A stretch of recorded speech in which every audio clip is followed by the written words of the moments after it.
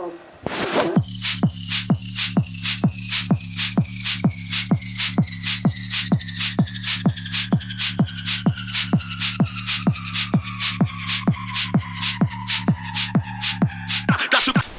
here. Hello there, people. We are Gentlemen's Club, and we're going to break down our track, Dat Funk. That's a nice little intro, isn't it? You know what I mean? Alright, so to begin with, let me look and get used to this big old screen here. Lewis sent me over a cheeky little drum beat. Nice. And then a sub here.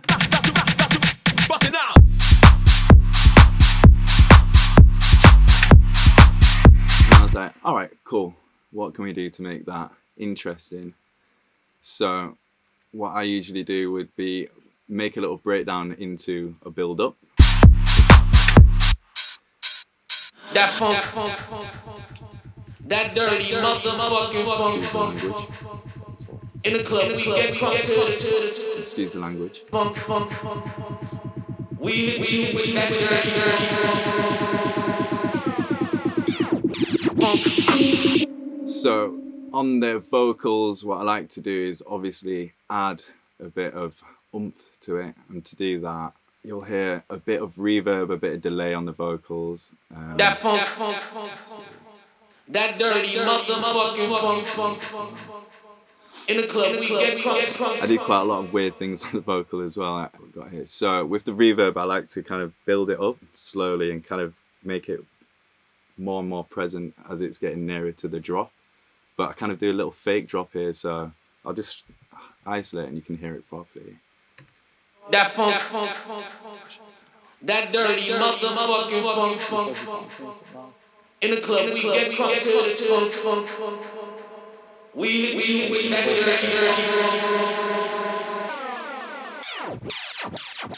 dirty. And that little crazy thing that you can hear there is a little trick with the delay where you change the time, the steps in it, and that always creates kind of a weird kind of like a rewind. It's like sound. a rewind. Yeah. You know what I mean? So on the vocal, I just thought gradually build up the reverb and the delay. We with that funk. That was lucky. I didn't know that was going to be.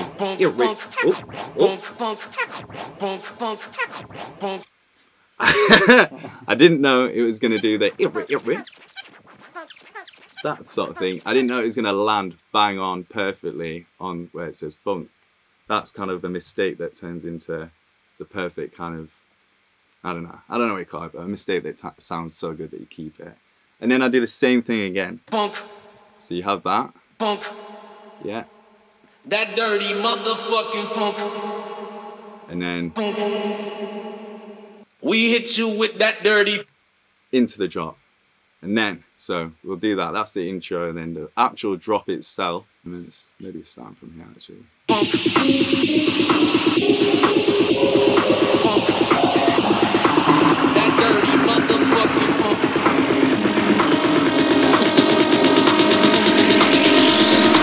We hit you with that dirty funk.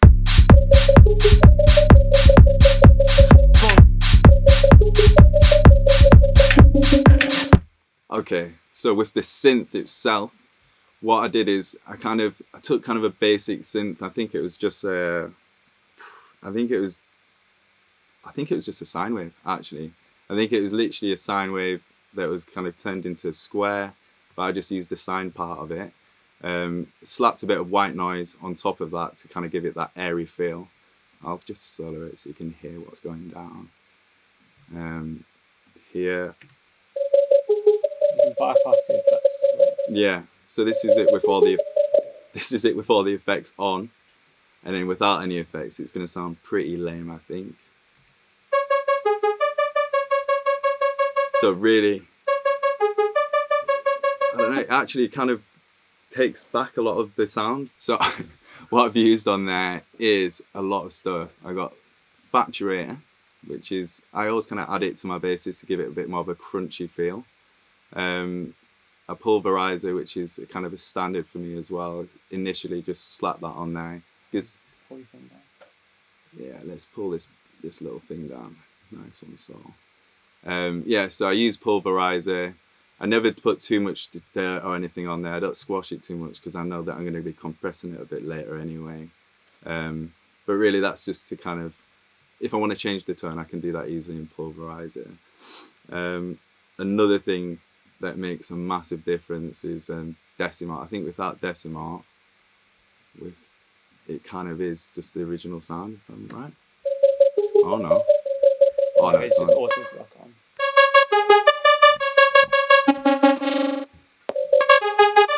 Yeah. Without, and then with that on, it's just. So that's what gives it that kind of unique sound. And then really everything else is just kind of sidechain stuff, which just kind of makes it pulsate. I'll turn that off so you can hear what it sounds like without. Really, I don't know if it's going to make much of a difference on the audio, but yeah, it kind of goes with the kick and the snare. And then with it on. So it's pulsating, that gives it the sidechain. And then just tiny bits of reverb. I like to use the Reason reverb a lot. It's a simple reverb, but I love it. And I just put like a longer one there for the kind of build up, so it's more airy, and then a short reverb for the drop. And the short reverb is just because I don't want it to sound too flat, the bass. I want it to have a bit of movement in the background. So another thing that I'll touch on is just the intro and kind of the build that I go through, and it's really pretty simple, using the effects that I did with the vocals earlier, mixed with just really just sweeping effects like that, and upsweep as well, and then probably just another kind of sweep to just kind of add to the other sweep. That's a bit more piercing, but it just adds to it. You know, you're getting the right tones in there. So that's always good to this thing. And I also got this, which is just crowd noise with sidechain on and a bit of reverb. So just simple stuff really that just fills in the gaps. And you'll see that throughout the track. Little down uplifters, downlifters, downrises.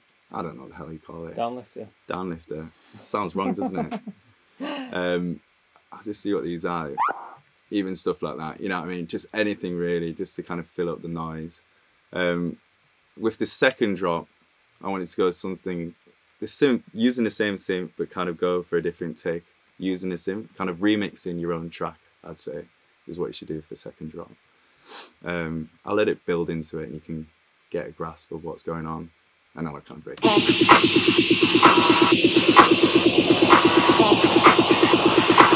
That dirty motherfucking funk.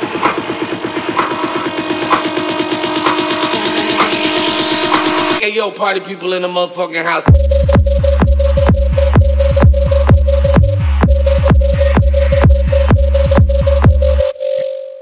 So you can see there the same synth using different notes. Just kind of changing it up a bit. I'll just kind of briefly go on there. Kind of off time. I like to work in, I don't know what it is it? What is this time code? Da, da, da, da, da. I don't know what that is, but it's certain kind of time frame, time sequence. It's a weird way of doing it anyway. It's not fully in time. I don't like everything to be in time. I think personally it sounds a bit boring. So that's why I kind of like doing da, da, da, da, da, instead of something that's just on beat, da, da, da, which we do get to later on, but just keep it interesting.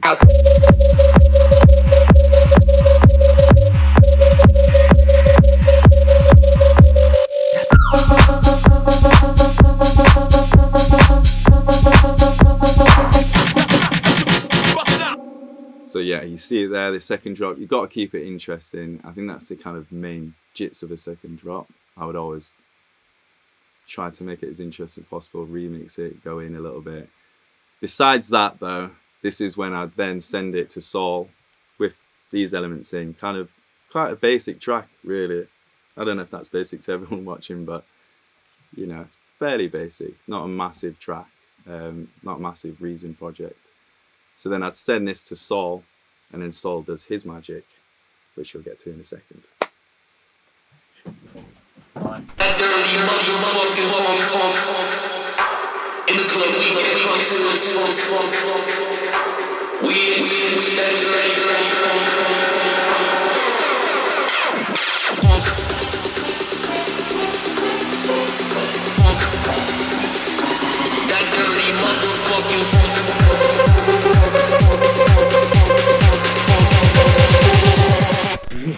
Rapid. No wonder it was the one that wasn't in the room. Jesus Christ, you don't want to know. Yeah, there was a lot of processing on this project file. Also, Saul kind of had to replicate something, a VST that he didn't have. I don't know if he did on purpose, but he has done it in the end. The final result sounds like the VST that I used on it, which he didn't have. Cool. I didn't know he didn't have it. It's just because I was being stingy and didn't want to buy the yeah. Let's get this out of big mode so you're all happy. Yeah, get out of that big word. Oh, Shocking. There we go, that's better. Ooh, That's all right. It's all right. Not for me, but you know, for Saul. Oh, nice. Bit more order to this one, you know what I'm saying? So, Amani did his work, which you've just heard, and then he sent me over the project file in which I went in and did extra work to the synths and drums and stuff. And then for my own workflow and my own peace of mind, what I like to do is bounce everything into stems after, and then I can work with the stems. And once I've got the stems, I know I can't go fiddling around with unnecessary things and making my life harder and giving myself a headache. So yeah, into stems, and the glory of stems, you can stretch, you can reverse, you can chop stuff out, and you've got a lot more to work with. So for me, it really helps with the creative process. So we start off, and I made this kick initially in kick 2, which is there, and this is how it came out. And yeah, this is just made in kick 2. So what I like to do is I like to bus. So as you can tell, everything is grey at the top in the mixing desk. They're all drums, and then they're running off into their own separate things. So I've got a separate one for kicks and claps, and you can hear it's just the kick and the kick and the clap. And then within each thing, I've got separate processing. The kick and the clap are both running through a glue compressor, very high ratio, and it's just crunching things together without. It just really gives the drum some presence and just takes off any peaks. After that, on the drum bus, I've got a effects rack which has got a decapitator, which amazing piece of kit. This also is a saturator, so it adds some warmth to the low end of the drums, and again just takes off any unnecessary peaks, so you can hear it with and without.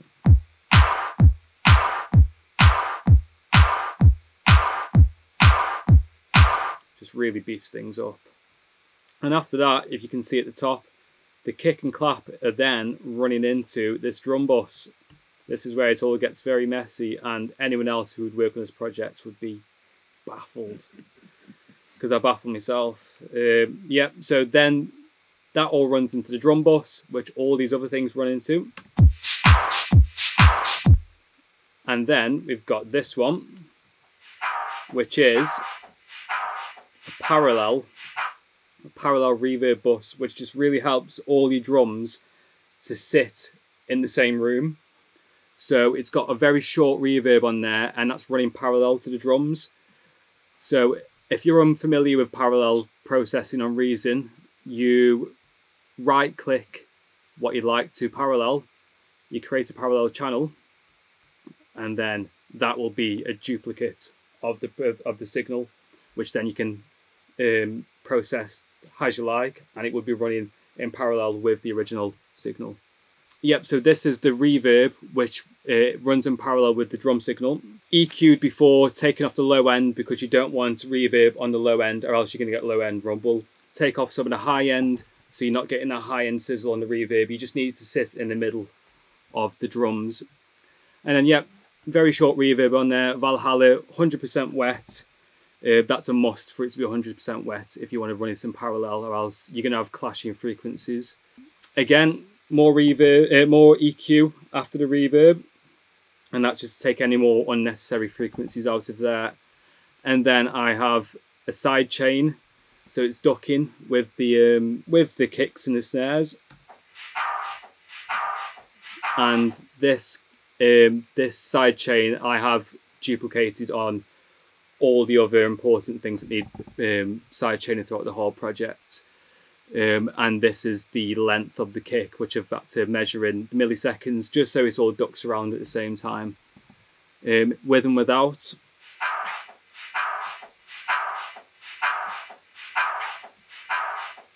And it's just, again, like Armani was saying before, it's just pumping. This is another processing bus, which has got a Slate Digital Fresh Air, which is just gives some crisp, an exciter, which is just more crisp to the drums, some mid EQ boost because it was just lacking in the mids. So on the system, it would just be lacking slightly on the high end. So just compensating there with the EQ.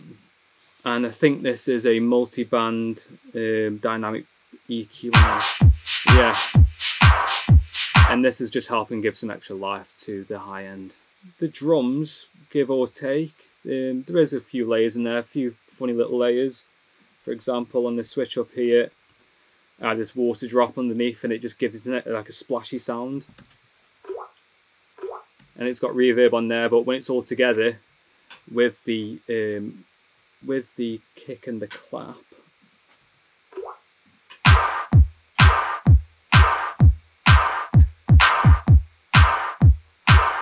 just gives some life to it. And also with this being about 16 bars into the song, it just gives some extra life to the song. It makes it a bit more something fresh to the ears.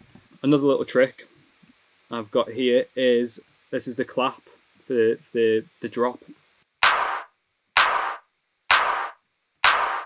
The problem with this clap is it punches nice, but it was just lacking presence within the mix. And one thing I like to do to combat stuff like that is create a parallel again of the clap. So I created a parallel, as you can see there, P1, and then within there I've used a noise, how do you pronounce it?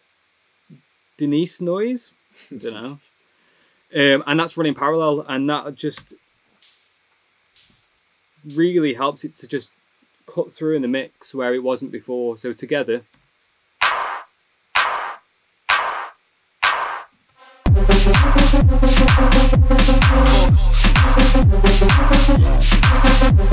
we'll move on to the synths now. So this is Armani's original synth, and then I've just got some excessive processing on there. I'm actually excited to see this processing. No idea. So what you've done. What we've got here.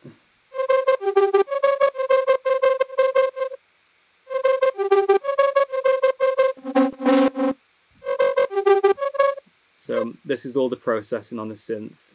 Not that much for this one, but so you can see there the iZotope Trash is doing quite a bit of work.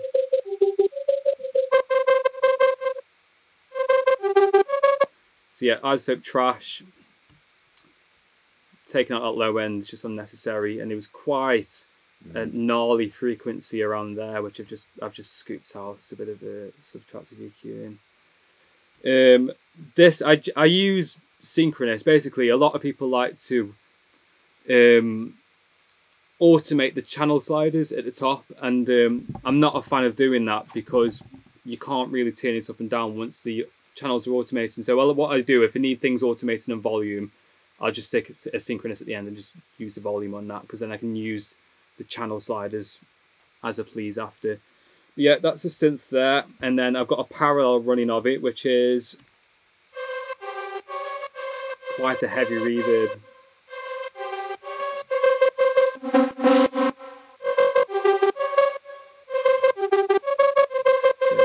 It really gives it some presence and room. And then what I did is I bounced the main synth, and then I added a portal to the synth, an output portal VST, and I've gone through the presets and I've got a bunch which are light, and then I've layered them over the top of that as well. So this particular synth has just got 1, 2, 3, 4, 5, 6 layers to it. So this is one layer.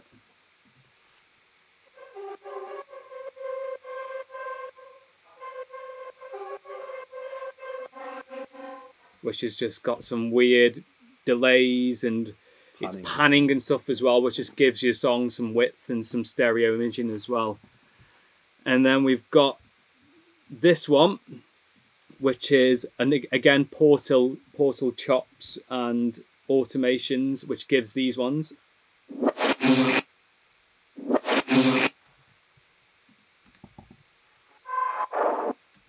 And that just helps to join things up. And then we've got this one, which is another layer. Oh, it's there.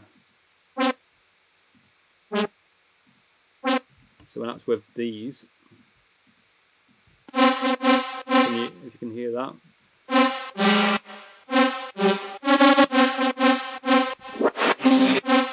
And then we've got another portal layer, which is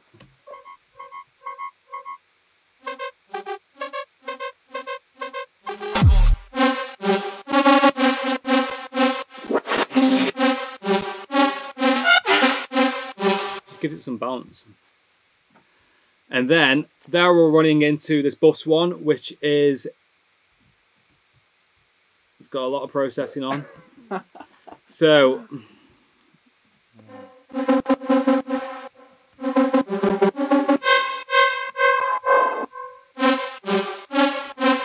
Tornado, that's been used to do a tape stop, glue, take off some peaks. EQ, it's got a dynamic EQ on there to take off some more gnarly frequencies, as there's a lot of layers, so there's a lot of clashing frequencies. Very important trick for me personally is EQing in stereo. You don't want low frequencies in your stereo image, in your stereo field. You want it mostly in your mono, so take out that low mids in your stereos, and that will really help just to give some clarity within your mix. Again, more EQing. It's just like, it's stuff that realistically you could do within one EQ, but I won't be happy with it, and I'll add another one before you know it. There's a shed load. Fresh air, which gives it some sizzle.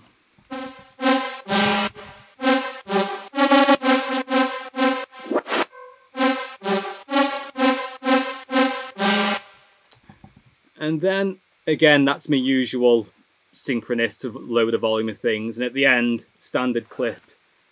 And this is a soft clip it, great piece of kit. You can choose when it starts to clip, and it just helps to make sure that when you're running things into compressors or limiters later on, you aren't making it work too hard. So if you're making sure your gain stage and make sure everything's level beforehand and everything's running at a set level, you won't have any issues with overworking compressors. So you can see in the reds where it's cutting off, and that's where the soft clipping and is beginning.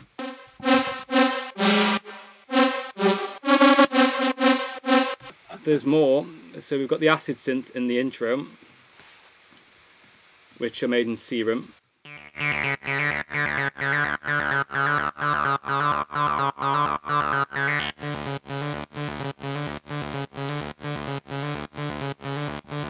Really simple. Sine wave, sawtooth, and then yeah, just a heavy resonance.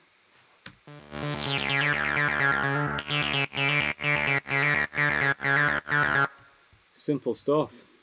Sub was an interesting one. So you've got the original sub.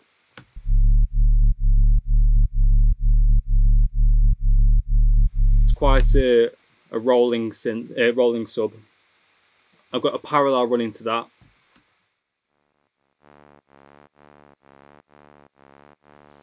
Which is just a duplicate of the original signal. Trash on there to give it some dirt. Taking out the low end, that'll be probably taking out the high end. And again, the synchronous lower the volume trick. More so for the tops on this one, just so not everyone's listening to listen to music in clubs. You need to make sure that sometimes the bass has got some presence within laptop speakers, phone speakers. That's why it's good to get some higher harmonics if you sub in there, so to get things in parallel running at the same time. And this is a noise that runs with the sub.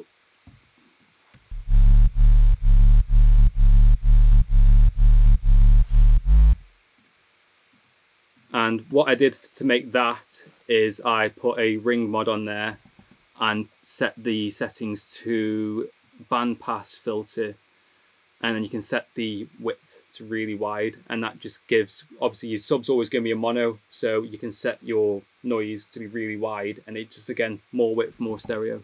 And then vocals, a lot going on with the vocals here. So initially when Armani sent over the vocals, they were nutty main vocals, which is what we know of now. I did some pitching of it to make sure that it's in pitch with the actual song.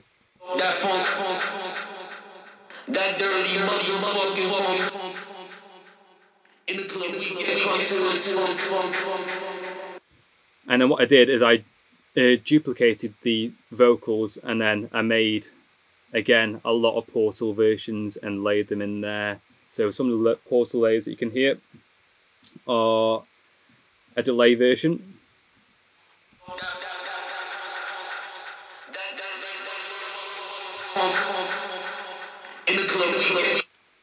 And then we have this mental stretch version.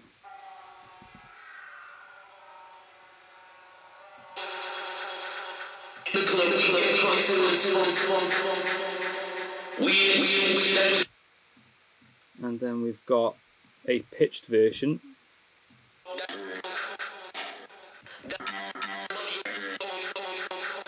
And when you listen to that, you think that doesn't sound good, but when it's all together, pocket. Vocals together. That funk, that dirty motherfucking funk. In the club we get funk. Lots going on, it's really full. Lots of panning, interesting to the ear, especially before the drop as well. It's always good. Not that many effects, to be fair, but what we do have is we have all the effects running through a saturator. So again, adding some warmth, taking off any unwanted peaks. EQ, high pass, taking off some high end as well. Imager,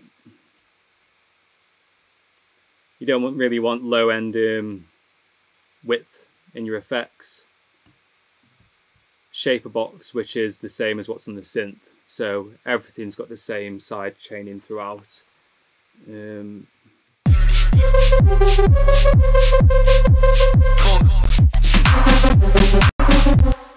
it doesn't like that, does it? You don't like it like that.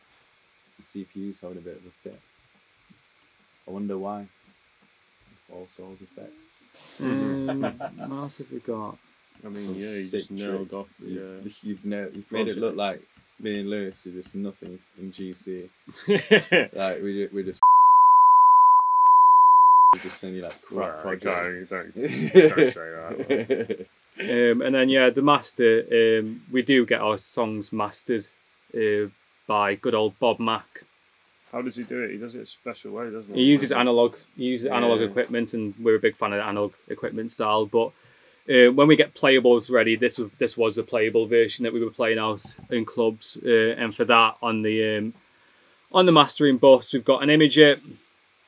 Just add some width to the high end, and the important one for me again is getting rid of those low frequencies on the sides. Let's see if you can hear the difference. So those frequencies there were being soloed. You don't want them.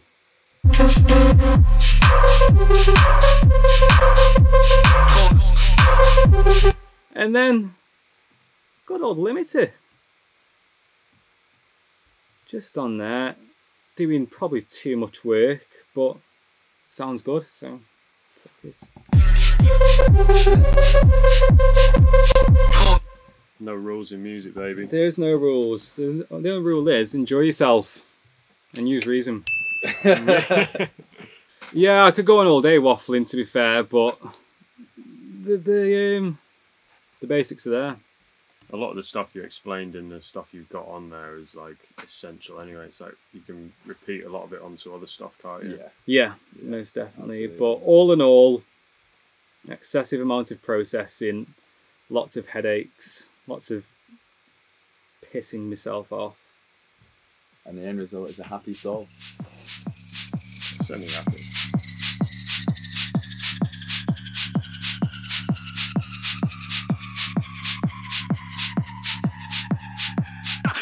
That's a bust it out.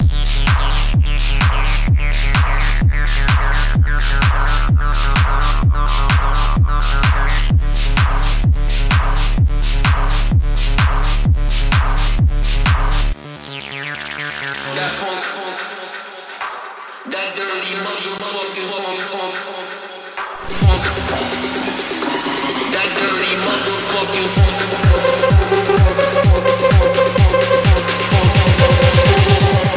We hit you with that dirty.